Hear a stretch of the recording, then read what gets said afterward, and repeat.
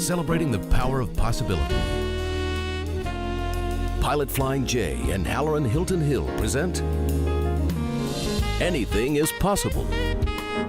Today's guest, Thomas Mason.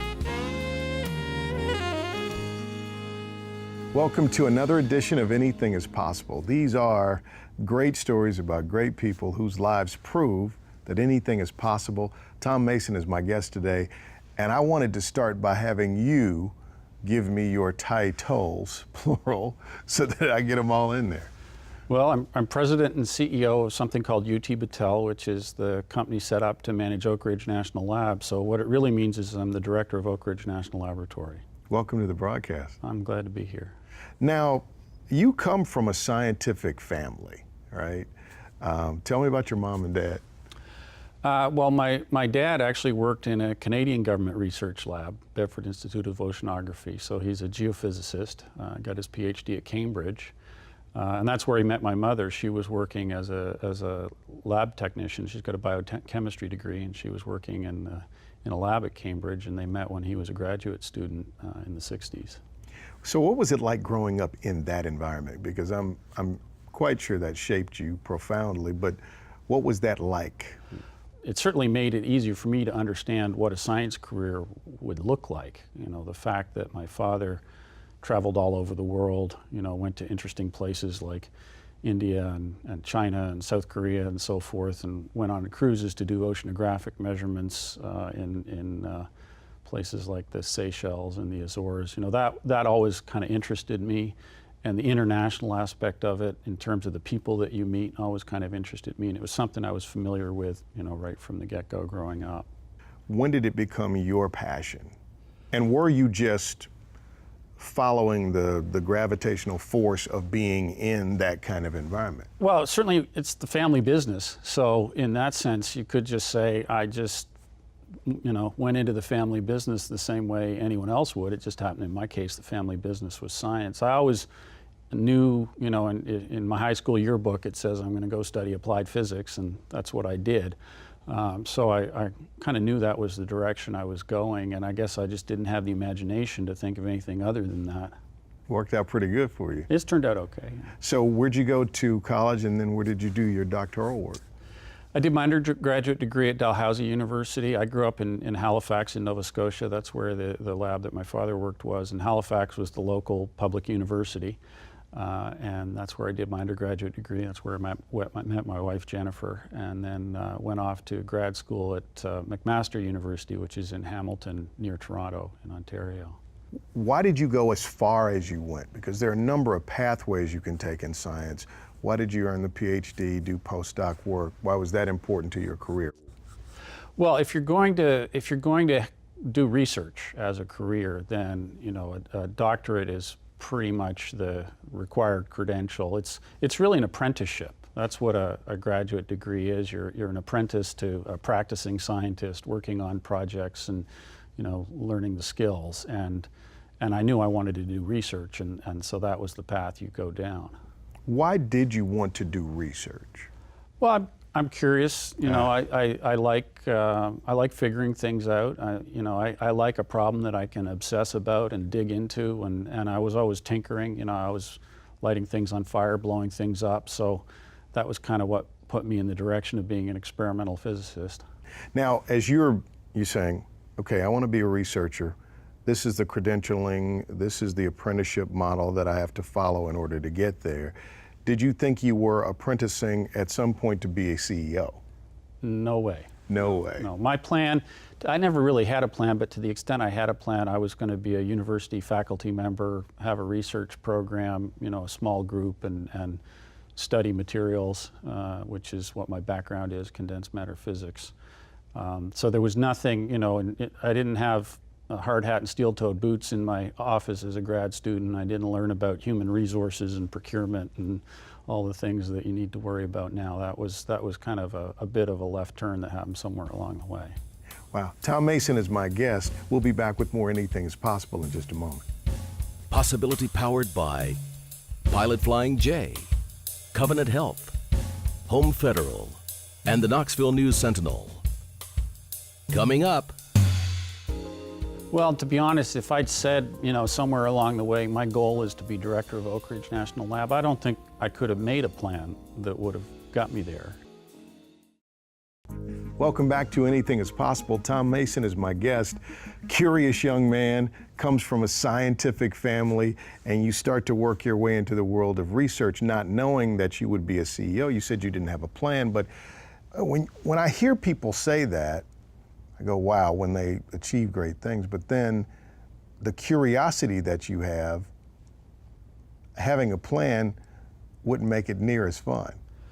Well, to be honest, if I'd said, somewhere along the way, my goal is to be director of Oak Ridge National Lab, I don't think I could have made a plan that would have got me there. Right. It's all pretty improbable.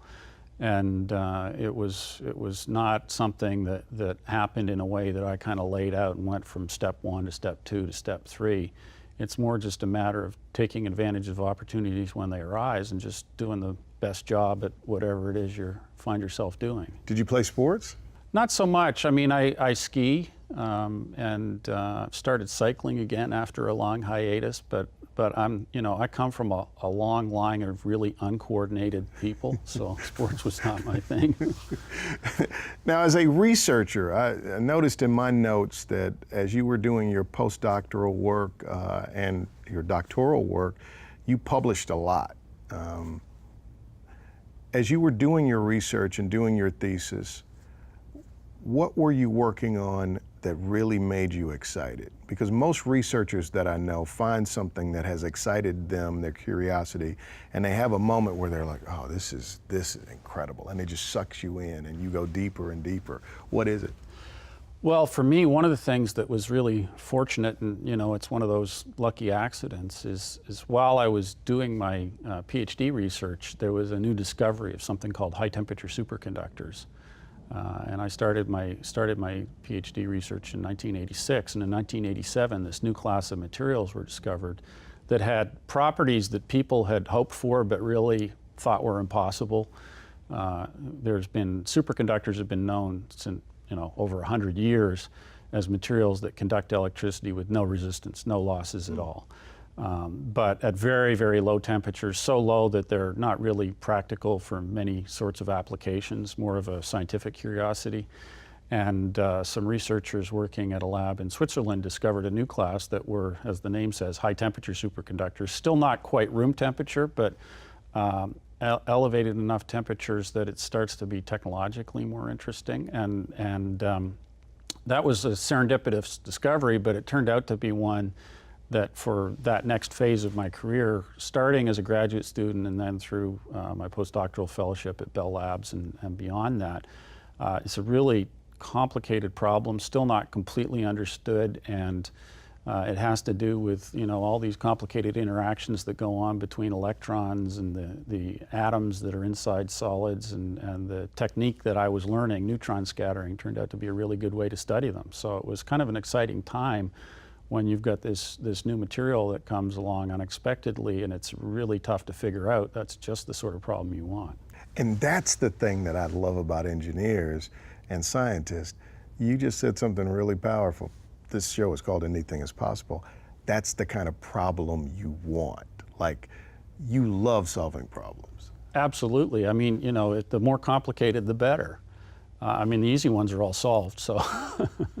So as you're working on that work and you don't know that you have a trajectory toward what you ultimately have ended up doing, kind of unfold for us how the path unfolded before you.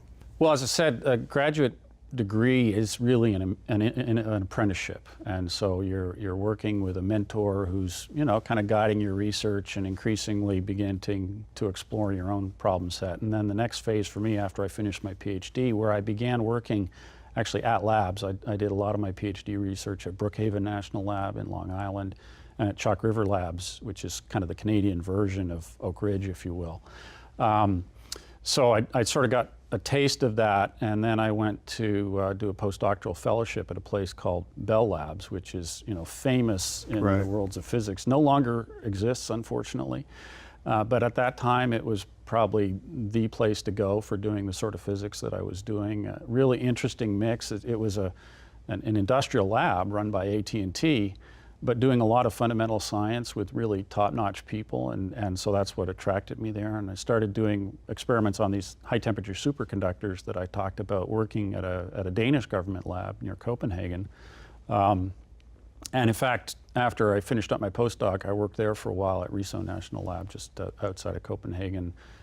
Started building instrumentation to do different sorts of measurements, and then returned to Canada to become a faculty member at the University of Toronto, which, as I said, that was the original that was the plan, right. is to be a university professor, and Toronto offered me a job, and so I went back and did that for 5 years or so before coming to Tennessee.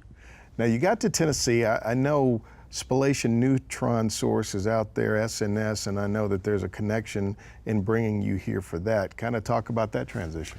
Well, as I said, when I started working at the Danish lab, I began to get engaged, working on instrumentation as in order to do my own measurements, to solve my own research problems. I started trying to push the state of the art in terms of the measurement and the neutron scattering instrumentation.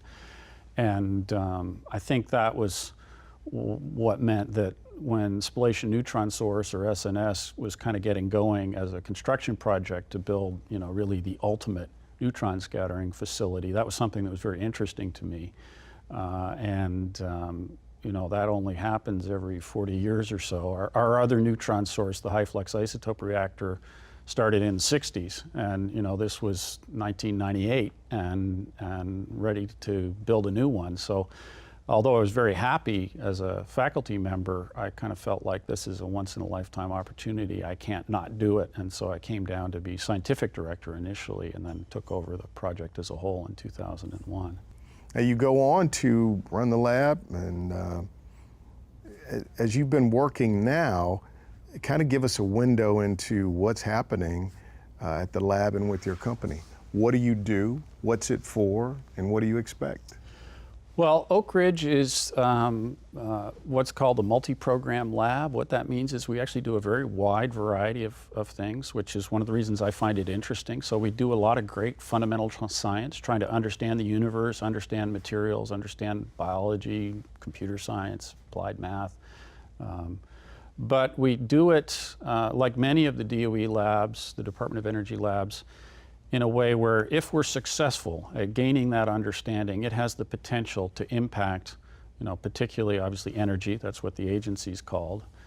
So energy generation, distribution, end use, energy efficiency, or global security, which is the other mission area for the Department of Energy. So we're not just a kind of blue sky, follow your nose research lab. We try and do things that are going to have an impact on those mission areas that ultimately are the things that touch people's lives. And so we have about 4,600 employees. About half of them are in the research realm, and the other half are helping run the facilities, support infrastructure and that sort of thing.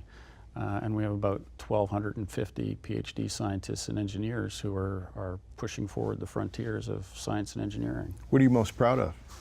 Oh gosh, there's so many things. I mean, we've been really fortunate. The lab has changed a lot in the time since I came here. In 1998, to be honest, the lab was not in great shape. Like many of the Department of Energy labs, it had been built up in the post-war, Cold War era. A lot of the facilities were state-of-the-art in 1958, not so much in 1998. Since then, however, through the efforts of not just me, but a whole host of people, and a lot of it started when I was engaged in SNS, there are other activities going on to modernize other parts of the lab. When UT Battelle took over the contract to manage the lab, that really got ahead of steam. And so now, in the time since then, the facilities have been revitalized. We've still got some work to do, but we're in pretty good shape. We've got state-of-the-art research facilities. We've hired a lot of people.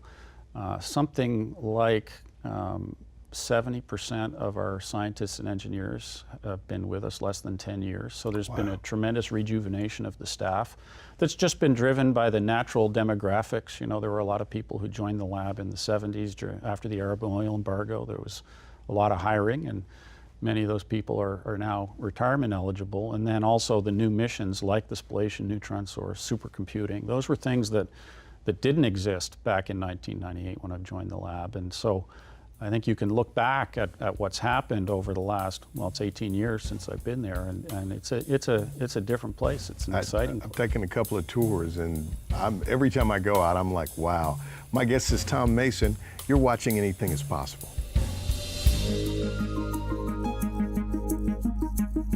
Coming up, Although we get really excited about the understanding that we get from doing our work, that's not what we're here for. I mean, intellectually, it's what turns your crank, but we're here for impact in society.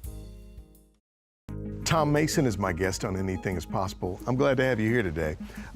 So here's what I want to ask you, a crazy question, but what's your IQ?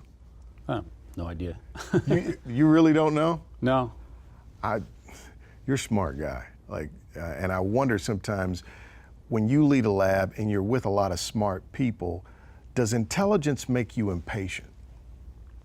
I try not to be impatient. I mean, I think it's one of the things I've had to learn to listen a little bit more. I've always had a tendency to try, let's just jump to the answer. Right. And what I found over time is that sometimes listening is a good thing because other people have ideas too, and oftentimes, particularly in a lab as broad as Oak Ridge, almost everyone knows more about what they're doing than I do, so it's a good idea to pay attention to what they're saying. Let me tell you why I brought that up, because I've been around as you've made this transition, kind of watching from this perspective, and I've watched you make that shift, because it's one thing to have a bunch of really smart people engaged in great research. It's quite another to have those people enthusiastic about doing something that's making a difference. And that style of leadership is different. Like you said, the technology of listening, the technology of building great teams, the technology of figuring out, here's what we have as a pot of money or resources. This is where we want to go, and I know you love the challenge of that, but I've watched as you've kind of developed that part of your leadership, because as a researcher, or maybe as a faculty member at a university, it's quite different than, we were talking about this before on the air, quite different than being the CEO of an enterprise like this, because it's a different kind of beast. Well, and I think in a way you just defined the job. You know, there's lots of smart people at the lab who know very well their area, and I know very little about it. And it's not my role to do their science or their engineering or their human resources or their finance, whatever the topical areas. They're the experts, not me. My role is to, understand the broader landscape. What are the big, important national and international challenges that science and technology can contribute to, that Oak Ridge is good at? How do we position the resources and mobilize people? I think it was very helpful being involved in the construction of the spallation neutron source, because the nice thing about a construction project is it's very well defined. You know the objective. We're going to, by 2006, at $1.411 billion, build the world's best neutron scattering facility. So you've got a schedule, you've got a budget, and you've got a well-defined scope that you can hold in your head and communicate to others, and they all know where they fit in. You can break that down into a set of activities. Your job is build this, your job is write this code, your job is worry about the finances, and line everyone up behind it, because they can understand this is where we're going, this is what it'll look like when we're done. It's trickier in the day-to-day operation of a complex lab that's doing all different things. There's all different kinds of measures of success. It's not as easy to communicate always, what does great look like, but we have pretty important problems to solve. Problems with clean energy, problems with global security, problems with new types of science that we're trying to make possible, and new instrumentation. It's the sort of thing that people will get out of bed in the morning to go and do, and it's not that hard to get them excited, because it's why they came here in the first place. If you had to give me a couple of rules of success, because you guys are in the business of taking possibility and turning it into reality, what are the Tom Mason rules of success?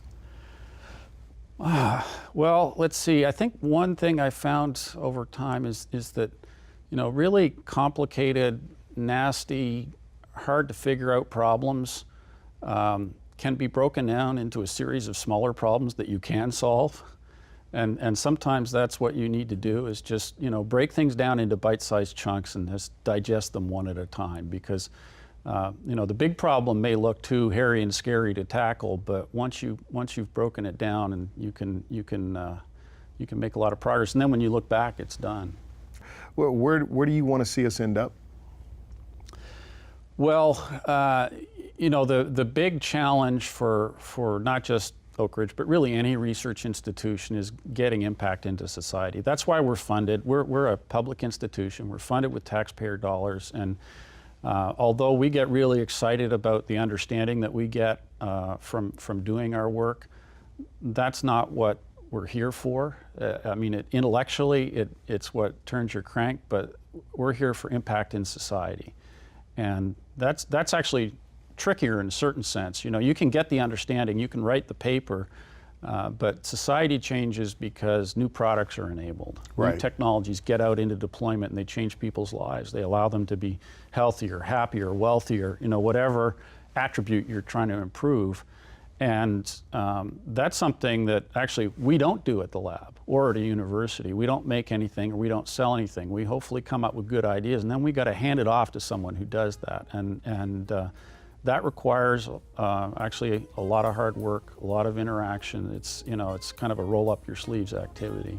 I think you are a person that loves to roll up his sleeves anyway. So we're blessed to have you as our lab director and the CEO. Thank you for being with us today. Well, thank you. Tom Mason, good to see you. We'll see you next time on Anything is Possible.